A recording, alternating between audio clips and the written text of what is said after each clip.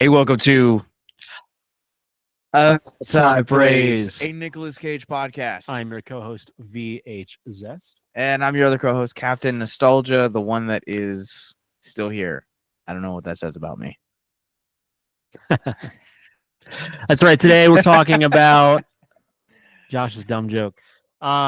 We're celebrating 2024 being the 10-year anniversary of the dreaded Nicolas Cage rendition of Left Behind. So we talked about this before we started recording, before we started watching this movie. You had never seen the original Still have never seen the film original. Yeah. with Kirk Cameron and the original trilogy and the Tim LaHaye books. I grew up on them. They're okay. But yeah, so basically bunch of people get raptured and a bunch of people are kind of left to deal with the fallout of said rapture, of being left behind. That's right. Yeah, so it's very, very aggressively simple premise. Nicolas Cage is a pilot. He's flying a plane while it happens, and they have to kind of figure out the social panic, but also the actual panic of we need to land this plane, that kind of thing. I am so curious to talk about this movie with you. Out of every film we've covered this season, this might be the one I am most interested to cover, because I think out of Nicolas Cage's filmography, this is the one that we have read it covering for so long. And I remember before you moved, and until you moved back, you were like, you had gotten a copy of Left Behind. You were like so excited. You're like, I got it. And I was like, why? Why would you spend your hard-earned money on that? To be honest, I might not have. Somebody might have given it to me. That tends to happen with Nicolas Cage movies. People are just like, hey, I bought these for you. And I'm like, thanks. Sometimes I have to tell them I already had them. It is what it is. But, golly, I don't even know where to start with this movie. Let's start with the initial thoughts. Sure, initial thoughts. This movie is marginally better than I expected it to be. The worst thing that a movie can be is boring, and it wasn't that. So, yep. Yeah, we joked around before this as the credits were rolling on this, and we were like, what if we actually like both loved this movie? You're right, yeah. And I gotta say, I did not hate this movie. Yeah. This movie was way better than I was expecting it to be. But I also say that as somebody that watches a lot of schlock. This movie is very schlocky. Mm-hmm. It's very, very schlocky. Yeah, it's kind of like, like sometimes it's really heartwarming just to watch like an ABC Family or a Hallmark Christmas movie. You know it's going to be bad, but it's like, but it's going to be warm and charming and Christmassy. This is kind of like if Hallmark was like, what if we did a thriller? Let's see how that goes. And that's basically what you get out of this. Like, it's better than if you saw a really serious studio try to do a movie very well and just crash and burn and tank it. That is worse than this like direct to TV, straight to VHS, if you will, remake of a 2000 movie. This movie's really fascinating, tonally speaking, too, because you have some people that are honing in that Hallmark experience, as you're talking about. Specifically, the youngest Steele, who I guess it should be mentioned that Nicolas Cage's surname in this is Steele. He plays Rayford Steele. I don't remember his daughter's name. Chloe. He only said it 800 times. Chloe Steele. Yeah. I don't even remember Chad Michael Murray's name. Like Buck. But he's like, it's like Mr. something. That's like not his like real name. Yeah. But yeah, like she was probably the worst part of this movie in terms of like acting. Like she really phoned it home. Like the scene between her and Pastor Barnes was really hard to like watch. It was like laughably bad. Yeah. And I also gotta give like a shout out, like in terms of like, not that he's bad in this movie, but Vern Troyer had some of the worst dialogue in this movie. And yeah, I don't think that's his fault, really, like you said. But no, that goes to the writer on this one. But also, like, I gotta say, like, this movie, who's this movie made for? That's the question. That's the freaking question, right? So, because there are plenty of Christian movies, if you will, movies made by Christians that have a Christian message, whether it's subversive or whether it's just for Christians or whatever. I saw one last month. Was it like the best Christmas pageant ever or whatever? And it was like, you know what? This was not bad at all. Like, and that does happen. We were talking about Kirk Cameron earlier. Like, problem with Kirk Cameron is not that he's a Christian. He just is not a great actor. That just is what it is. This movie is not made by Christians. It's not really for Christians. Christians probably hate it more than those who aren't do. At least they have more grounds to hate it more. It just exists. Like, I wonder sometimes if, like, is somebody trying to keep the IP on this property, and so they had to make a movie after however many years. Like, was it Nick Cage's idea? Like, I don't understand.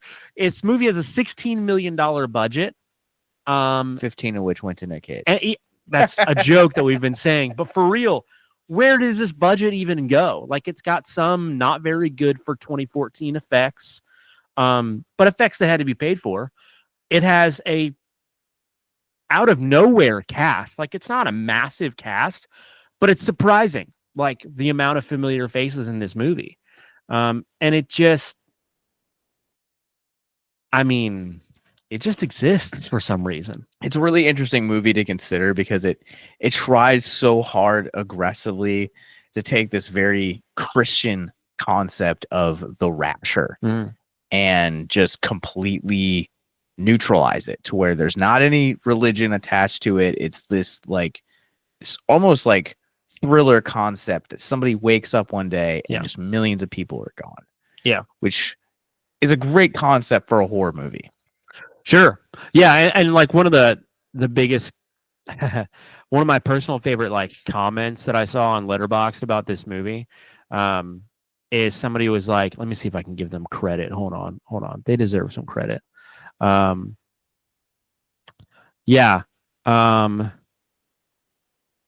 is this person? Okay, it just says Luke. I don't know. Anyway, shout out to Luke on Letterboxd. Pretending this movie is in the MCU makes it so much more fun. Yes. 3 stars. Yeah, and like, that's so, I began thinking about it, and it was like, yeah, I mean, if you had the snap, right, in Infinity War, and what if you just told a story about people in ground level? No superpowers, no nothing, just dynamics, right? You might get this movie.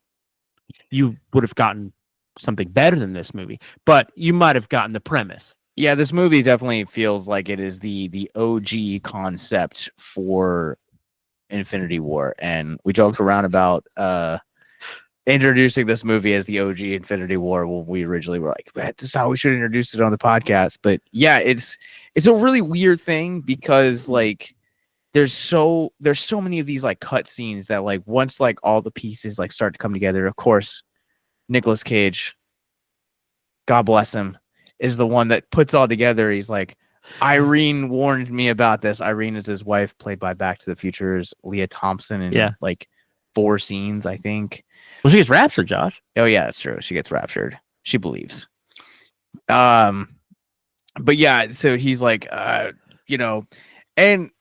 they're like, this film gives him way too much credit because he adds 2 and 2 notes together based off a watch and someone writing in a journal, Bible study on Thursday. I don't know. I don't think it's just that.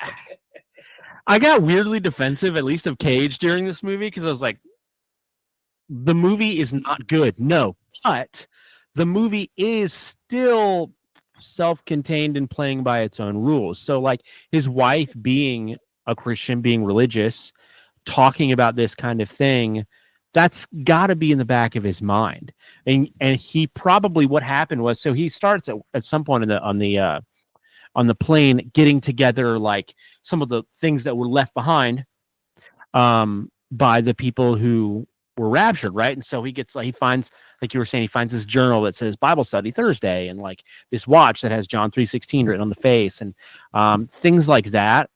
And I don't think it was so much that like those things for him determined, oh, this is what happened. It was more so him going, I have this theory because of what my wife said. I'm going to test this theory to see if I can find any proof for it. And of course, the very obvious, terrible writing of the movie, it has him finding just these things in broad daylight. Just a number of convenient things that happen here. Hold on. What do we have to talk about in this movie, Josh? I gotta say, like, first and foremost, like the tone of this movie is one that I'm just, we talked about this tone being literally all over the place, and you have acting like we talked about this, but like Cage delivers a really good performance here. Mm-hmm. Like Chad Michael Murray is also worth noting here. Super strong. I really dug his performance here, but like it's really weird because this film has a lot of like really like notable character actors or people that you recognize from like other things, but every performance is kind of like they're acting in a different movie from one another, except for Cage and Murray. Yeah. Like it's almost like the director was like, "Hey, this is the narrative. These three characters are going to carry it. The rest of you go nuts." Like that's kind of how it feels. And sometimes it sort of works just because like these people they're trying to portray hysterics, right? Yeah. So like that kind of makes some sense. But then it's also like your suspension of disbelief gets really questioned because like these people, like, are these people like sane, rational people that they believe themselves to be, or are they just willing to throw all of that out the window because something that is, for lack of a better term, irrational has happened? Like in the beginning, with the Chloe Steele, that character, she is hugging her little brother, and she like is all of a sudden like he disappears and she just squeezes his clothes to her chest. Yeah. And then she spends the better part of like 20 minutes ish of the movie running around, smashing into a hospital, running around the street, trying to find out where he went, going home, calling home, convinced that he is, he just ran away. Which, yeah, I don't know how you like rationally explain somebody just disappearing into thin air, but like I have to say, like, in terms of like how I like that this version had stakes, and I understand that you have never seen the original one. The original one I haven't seen in over 20 years, but from what I remember is like it's like essentially Kirk Cameron leading like a pack of survivors, and like all of them like they're in like an office building, and just it's very dialogue driven.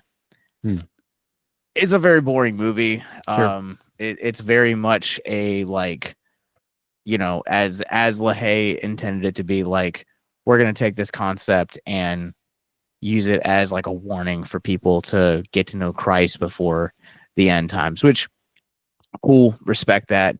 I liked that this one had stakes. Yeah. I liked that this one actually turned into a thriller, but also at the same time that the fact that this film had stakes made the rapture portion of it feel actually like way more believable. Like I was watching this, I tried so hard to put myself in the shoes of these characters to see like, dude, if I really like went through this and like I experienced this, like how would I feel and like how would I be? And I think that kind of I think a lot of that fear like Chloe feels, and like a lot of, especially like the mom of, or the ex-wife of the dude from New York Jets, and like the little girl that gets raptured, like I think that they did that really well.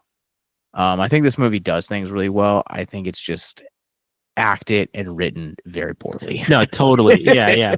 The story in and of itself, first of all, is not original, right? Not strictly. So the story is not the problem. It's completely and totally like things like dialogue, execution, production, things like that. I will say it does seem to get better as the movie goes along, or at least it's more compelling or something.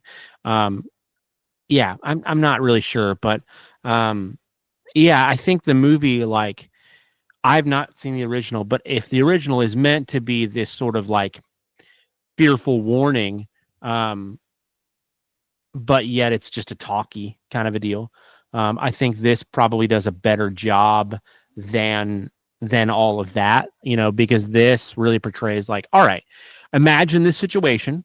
You watch these people in this situation, and their minds go to things. Their minds go to aliens or whatever. Well, they're also on a personal level. Their minds go to like, how was I toward this person or these people? What could I have done differently? What should I have done differently? It depends on the character, though. True.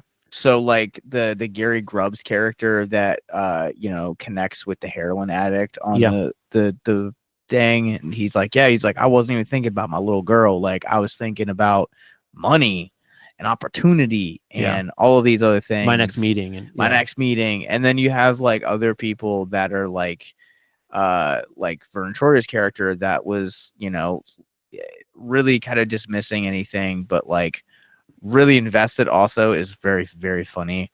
I don't know if Vern Troyer was like supposed to be the comedic relief of this movie, but they definitely wrote him as that. Yeah. It was one of the best parts in this movie. It was interesting. Yeah. But then even some of his lines were just super cringy, of just where he's like really easily offendable, and it's like, dude, nobody's treating you any kind of way. Like, it's just weird. Yeah, I thought also too, like there's some definitely cringe moments between him and another passenger that are also borderline like very just very hurtful to watch and borderline racist, that I was just like, this is uncomfortable. Yeah, just some definitely some bigoted things. But also like it's uncomfortable to watch, but again, it's one of those things where it's just like, is this the kind of stuff that people would go to? Would this be how people would respond?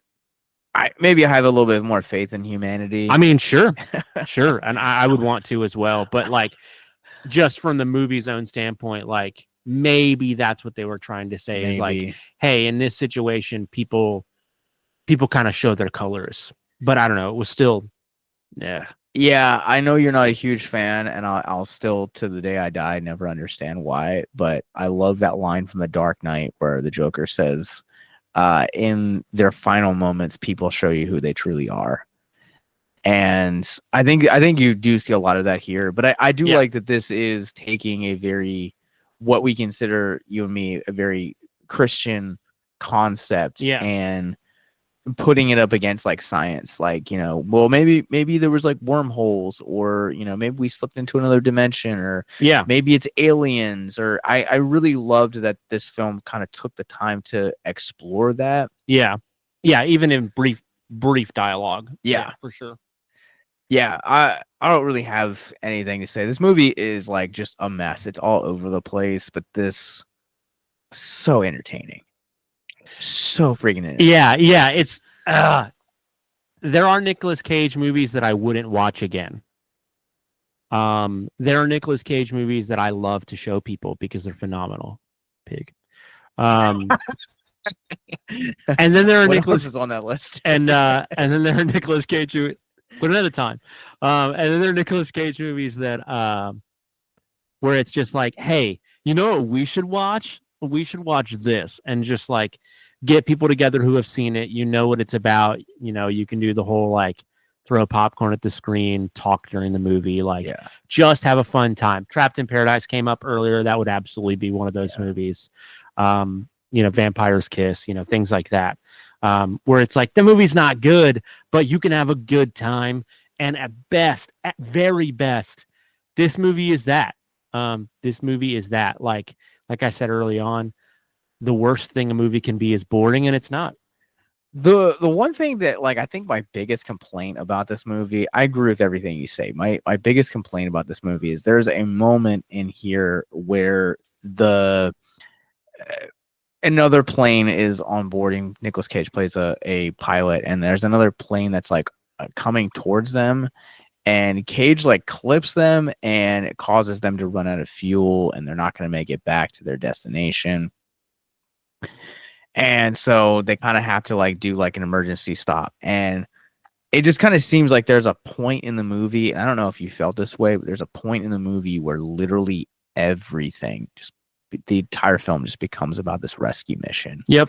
And it's no longer about people being raptured or this great mystery and like theological conversation that we spent 2 hours building up to. And then it kind of just ends. It has this like happy, warm feeling ever. And I was just like, this seems like such a weird thing to end on. Yeah, I'm not going to say it was a good move, but to me, it was like, it was helpful because the movie had no direction without it. I'm not complaining the fact that like it did that. Yeah. Like I think it gave the movie stakes. Right. I think it gave the movie not that it didn't have purpose or value, but I think it gave the film, like you said, like a direction. And I don't know how you end a story like this, really, to be honest, any better than this. Yeah. So like, even though I'm complaining, like, and there was a sequel.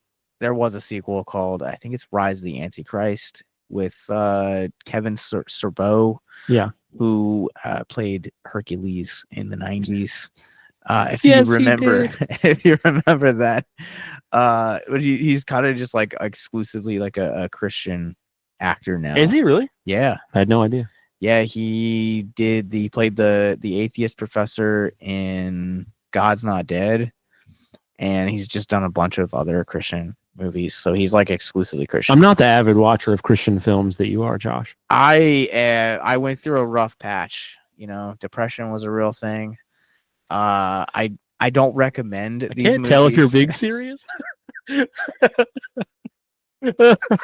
I did went through a rough patch. I would, and I watched a lot of Christian media, and man, looking back, big regrets. Sure, big regrets. Christian media is not great, with the exception of The Chosen. I'll throw that out there. The Chosen is the only Christian media that is worth watching. I'm a fan of Jesus Christ Superstar. Personally, Jesus Christ Superstar. There's also or The Last Temptation of Christ. I haven't seen that. I own it on tape though. There's also some Christian anime, and it's real anime, really made in Japan in the early 80s that I really loved, called The Flying House. It wasn't good, but like I grew up on it, so I liked it. Adventures in Odyssey, don't at me. Adventures in Odyssey is fantastic. Do not. I just remember listening to them on the radio Sunday night. Dude, when Chick-fil-A, you could go there and get a Happy Meal, and they would give you a cassette tape of Adventures in Odyssey. That was peak fast food. Yep. That's incredible. I don't know about peak fast food. I think fast food peaked with the Godzilla Taco Bell crossover, because I don't know, the Lord of the Rings goblets at freaking Burger King. All right, touche. But Left Behind, let's get into some trivia for this movie, shall we? Totally. So first and foremost, I'm gonna go the director of this movie. His name is Vic Armstrong. Actually has some ties to quite beloved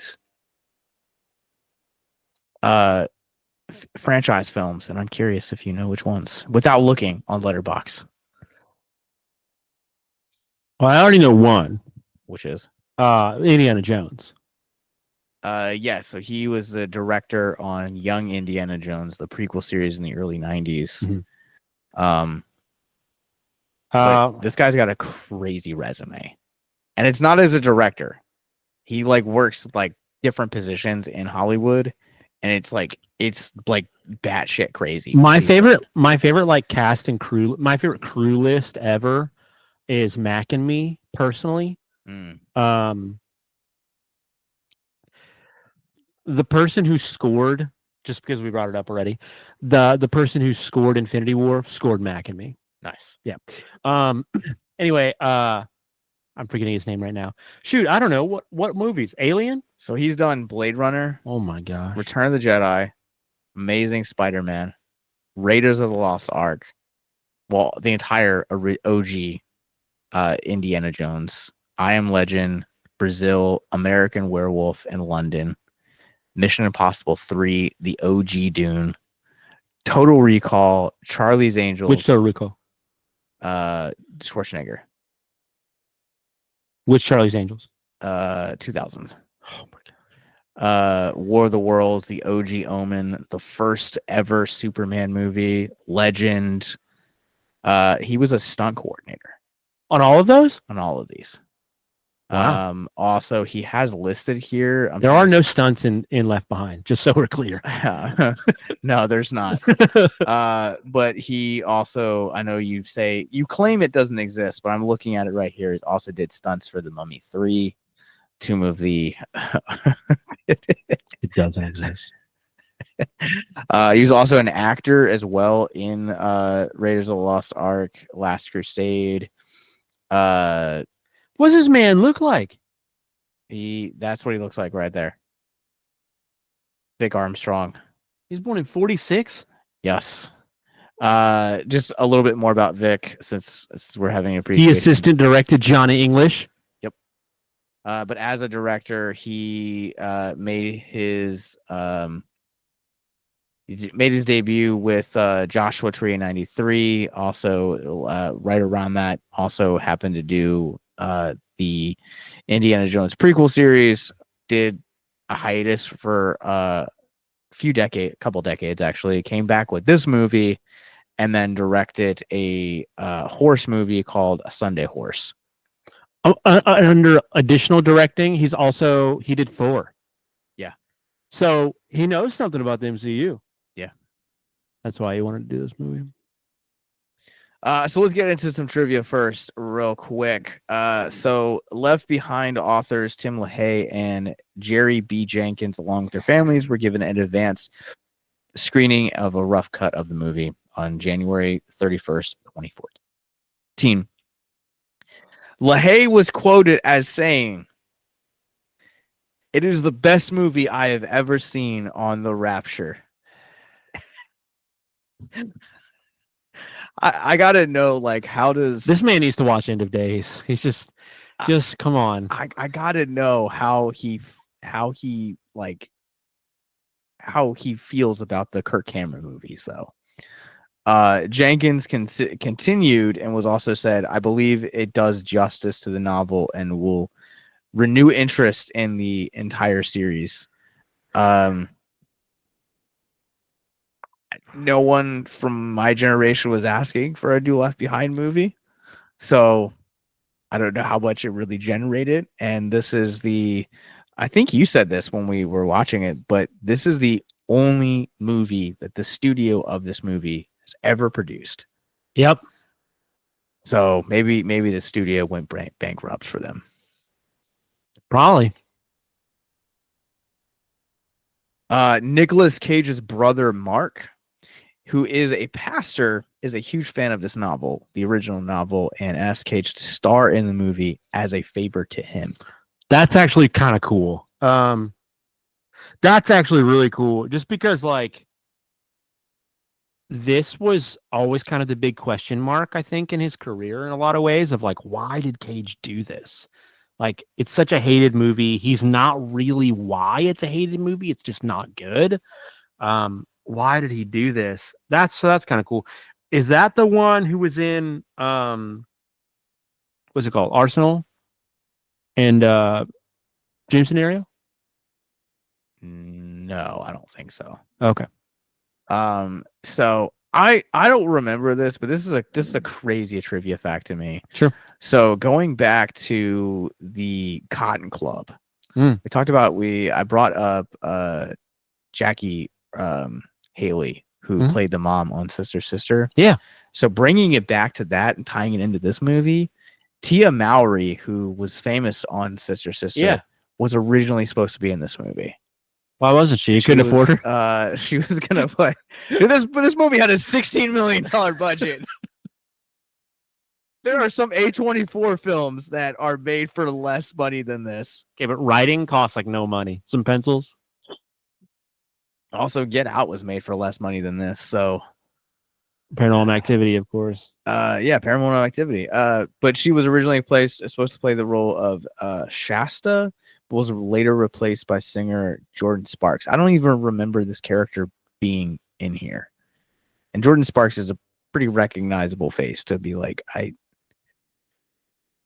but she's credited right here, man. This sucker has a higher budget than Godzilla -1. What the heck? Yeah, Jordan Sparks right there. So this was supposed to be Tia Mowry's character. Oh, okay. Interesting. I don't really remember her a whole lot in this movie. I do. She was the one with who would try to hold everybody up at gunpoint because she was like, "Who stole my daughter?" And she, this lady. Oh my god, this lady is like, "Who took her? Did my husband paid all of you? You're all being quiet." And is like somehow sneaks a gun onto this plane. Somehow she's had one. It's 13 years after 9/11. She has a gun on this plane. It's this Joe Schmo lady. Gotta say that was kind of funny. Like it was a gun randomly out of nowhere. Like anyway, did you grow up on Disney watching Sweet Life of Zack and Cody by chance? No, I'm too old for that. We've discussed this. No. Do you know who Ashley Tisdale is? By name only. So this is Ashley Tisdale. She was Disney in like the mid 2000s. Aliens in the Attic. Does not. She was high school. She was Sharpay from High School Musical, but she was originally supposed to play the role of Chloe in this movie. That wouldn't have made a difference. I don't know, man. You think she's a better actress? I think it would. I think yeah, she's a better actress. Fair enough. But I also think it would have made this movie a lot more interesting. So she got announced January 7th via Deadline, dropped out August 8th. To the project due to a scheduling conflict. Production was delayed from March to August, and producer Paul Ledone stated that they waited until the last minute to cast her, which is probably why we got Cassie Thompson with such a cruddy role performance in this one. But yeah, Left Behind co-writer Jerry B. Jenkins supplied input for the script and spent time on set while filming. I always like when that happens. Apparently, it didn't make a difference in this movie, but I like when it happens. I haven't read the books in quite a long time, so I can't speak. I have to imagine they're marginally better than the movie. At least.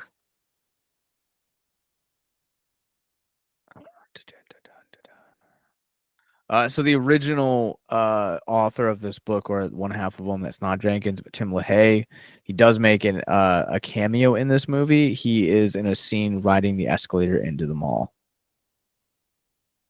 Cool. So if you know, you know. I guess I don't know. Because of the general critic panning and box office failure this movie was, I am genuinely shocked. While I'm speaking, can you pull up the Rotten Tomatoes score for this movie? Absolutely. But I am genuinely shocked that this movie got a theatrical release at all. This movie feels in every way, shape, and form like it is made for direct-to-video. What do you got for Rotten Tomatoes? Rotten Tomatoes Left Behind 2014 has a 0% on the tomatometer and a 20% on the popcorn meter. So the producers decided to finance the sequel in an Indiegogo campaign titled Help Us Make Left Behind 2. The campaign received, do you want to guess how much it received? $16 million. $80,699. So they made the movie with less than $100,000? Or they get funding elsewhere? I think they got funding elsewhere out of the $500,000 that they asked for. The last update was on May 7th, 2015, which is probably why it took an additional 7 years, because this one came out 2014, the sequel came out 2021, which that was less than 5 years ago. They're putting out Left Behind movies after the pandemic. Yeah. I think Mike just quit the podcast. I would like to live in another country now. The ending cred song, I Wish We Were All Ready, was from another Rapture-based series called The Thief in the Night, made in 1972, and was released by Mark IV Pictures. We've been doing this too long. Why? We've been making Rapture movies for 53 years? Apparently. That's not good. The second filmed version made of this story, a previous direct-to-video version, existed in the year 2000, starring Kirk Cameron, as we've already talked about. Ironically, at the 2015 Razzie Awards, this picture lost all 3 of its nominations for Worst Picture, Worst Actor, and Worst Screenplay to Saving Christmas, which starred Kirk Cameron. Nice. Nice. Wait a minute. Who are they going to give Worst Actor to? Probably Cage. He's the best actor in this movie. And I'm not saying that as a bias. Every other actor in this movie is terrible. I mean, I guess Chad Michael Murray. Chad Michael Murray does a really good job. He does a good job. I don't really care about Chad Michael Murray, but like, if there's anybody else in this movie actually working on set, it's him. Yeah. So I think it comes down to this question. Yeah. Is Left Behind 2014 worthy of high praise? No, Josh. No. It's not worthy of high praise. It's worthy of low praise. I am gonna slightly Josh disagree with you. I don't think it's worthy of high praise. I think it's worthy of praise. Just schlocky, man. It's straight schlocky. This is not a great movie by any means, but man, did I have fun with this movie. Yeah. Honestly, like, it's not worthy of high praise, but the amount of times we've sat in Josh's freaking living room with his cat who hates me, who won't leave me alone, and watched just a terribly boring movie, or a movie that had nowhere near enough Nicolas Cage in it to even be considered. And we were just like trying not to look at our phones, trying to watch the stinking movie, trying to finish it so we can go do the episode. Like, this was not one of those nights. It just wasn't. It was fun. Yeah. I think we were talking about this last night. We were like, man, this is going to be Nicolas Cage's like worst movie. And I think in almost 50 episodes, I think, at least in my opinion, Kill Chain is still the worst movie we've covered. Yeah. I think we agree on the same in terms of like what's the worst movie we've ever covered, and then the best movie we've ever covered. The best movie we ever covered is Pig. Yeah. It's not my favorite Nicolas Cage movie, but it's his best movie, hands down. Right. Gosh. Okay. Pretty sure you gave it a half star. You said Kill Chain, right? Yeah.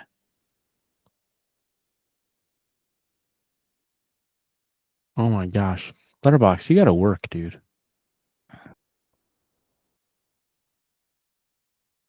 You could just look up the movie, my guy. Yep, I gave Kill Chain a half star. Yeah. Yep, Kill Chain. Kill Chain's a half star, and then like I gave a bunch of movies like 1.5 stars. Oh, so you just brought up Inconceivable on your phone, and so Inconceivable, a worse movie than this. the Hattie and the actress who plays Hattie in this, and Nicolas Cage, also star in Inconceivable, and this felt like a backdoor prequel to Inconceivable to me once you told me that. Yeah, wow, that's weird. Huh. Well, we have one more movie left in our anniversaries for 2024, And next week we're covering Rage. It was supposed to be this episode, but we were like, you know what?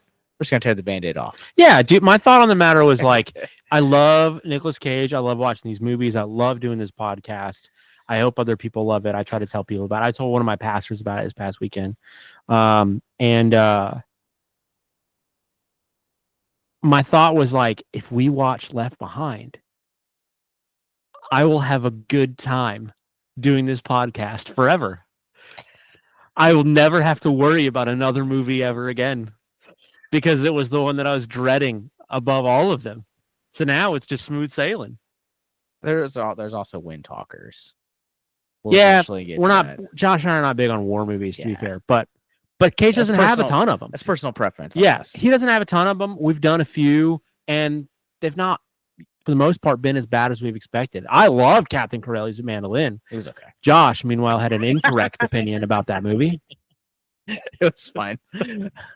I have apparently a hot take on this one. I was like, it's funny because like we were like last night texting back and forth, and I'm just going through like Letterboxd, and I'm just like pulling out the funniest 1-star, half-star reviews and just screenshotting and just sending them. And I was like, what's my half-star review gonna be? And I was like, man, this is like a great popcorn film. Like this is so dumb. I don't know about great, but like I'd watch this again. Sure, yeah, in the right setting with the right people. Like, hey, you want to watch a terrible movie and everybody's on board with it? Totally. Yeah, this was a fun time. I mean, I wasn't bored with it. I wasn't like, I felt like with other Cage films that we've done that are worse than this, I was like, man, I'm so bored. Like the writing's not fun. It's just stale. The acting's not schlocky. It's just wooden. Yeah. And there's just a lot of things that just happen in this movie that are unintentionally hilarious. And I'm here for just movies like that. Yeah, totally. Again, like I said earlier, like, you know, you don't watch a Hallmark Christmas movie because it's going to be good. You watch it because it's going to be like warm and charming and laughable, and you're going to have a good time. This is like if Hallmark did a thriller. That's really what it's like. That's your Letterboxd review. Yep. All right, I think that's gonna do it for us on this episode of That's Hot Praise. But where can people find you online? Yeah, you can find me on Letterboxd, since we've been talking about it, at VHZest. You can find me. Please follow me on Letterboxd, please. I need more followers on Letterboxd. You can find me on Instagram. It's mulletstash_. You can find me on Bandcamp, Spotify, Apple Music, Amazon Music, all of those. Just Micah Kimber. Yeah.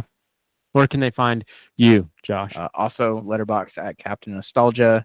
I also co-host a podcast that we release new episodes every Wednesday at 6 p.m. Eastern Standard Time. That is going to be Abyss Gazing, wherever you guys get your podcast from. And you guys can also follow our parent company, Victims and Villains. We are on Facebook, Instagram, YouTube, Patreon, and wherever you guys get your podcast from. So until next time, remember to keep on caging.